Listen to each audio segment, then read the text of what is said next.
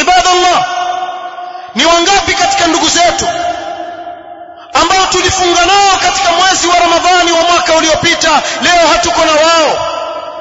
Na ni wangapi kati yetu sisi waweza kusema wana dhamana kutoka kwa Allah subhanahu wa ta'ala kuwa wataimaliza hii Ramadhani? Watu wajibidiishe katika ibada.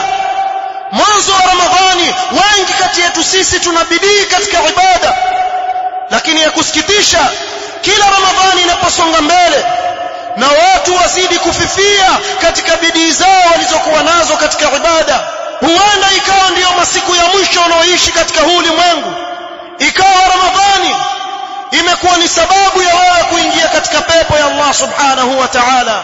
La yastawi ashabun nar wa ashabul janna, ashabul jannati humul faizun. Watu wa peponi hao ndio waliofaulu.